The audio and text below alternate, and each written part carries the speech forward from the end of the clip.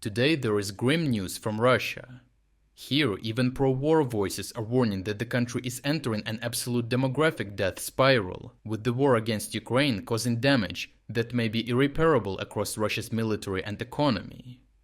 What makes this especially dangerous is that the losses are no longer only defining the battlefield, but reshaping the Russian state and society in ways that could leave Russia unable to recover even if the war stops. This goes beyond a normal wartime setback, as a country can survive military losses if it still has a healthy population, a flexible economy, and a society oriented toward rebuilding, but Russia is losing all three at once. Between 2018 and 2025, Central Asia recorded around 3.5 million more births than Russia, while Russia itself registered only around 1.1 million newborns in 2025. That means Russia is not just having fewer children, but steadily losing the human base needed to sustain future growth and stability. The war then amplifies this long-term weakness into a much sharper national crisis, because Russia entered the invasion with a declining birth rate and an aging population, only for the war to pull more than 1 million of men out of civilian life through mobilization.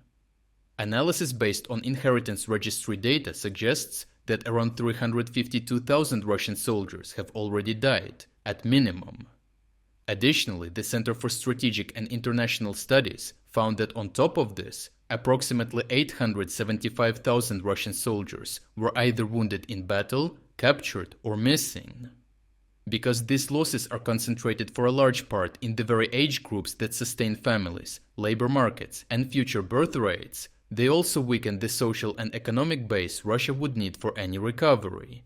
However, Russia is not just losing men in the war, but also the vast amounts of material resources and finances being poured into it. New research found that Russia has lost approximately $274 billion worth of military equipment, munitions, and logistics. With this context, it is important to understand clearly that all money and material resources invested into defense is essentially lost capital. It is either destroyed on the battlefield or will eventually be destroyed in storage, with its only value being the defense of the home country and its people. As Russia instead chooses to spend this capital on the offense in trying to annex its neighbor, this value is directly lost on a goal that will not better the lives of its own people. From there, the war spreads its effects into Russian society itself, as military service and wartime loyalty increasingly shape who advances and what the state rewards. Programs like Time of Heroes, which channel veterans into positions of public authority, and youth militarization initiatives that expose children to military discipline from an early age, show that this is no longer just about sustaining the war effort, but about reshaping the institutions and values surrounding everyday life. As this continues, civilian priorities such as education, economic modernization, and outward engagement are pushed further aside, because the state is increasingly preparing society for long-term mobilization rather than long-term development. The same trap is visible in the economy, where the long-term consequences may be even harder to reverse, because Russia has redirected large parts of its industry towards sustaining the war effort. In the short term, this can create the appearance of stability, as factories remain active and defense orders keep money circulating, but a militarized economy produces far fewer civilian gains, distorts investment, and leaves entire regions financially dependent on military spending.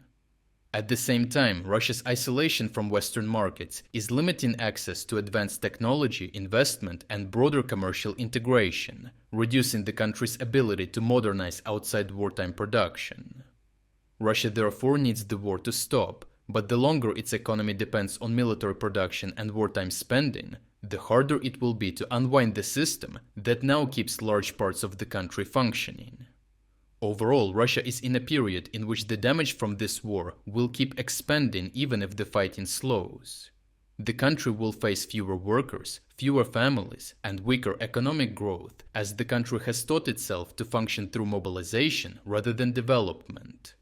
That means ending the war would open a new crisis inside Russia itself, as the system loses the justification that has been holding it together. Russia is not heading toward the recovery after war, but toward a future in which war has permanently reduced its power. If you would like to explore other key developments today that we couldn't cover in this video, make sure to visit our interactive news map. The link to our interactive map is in the description below.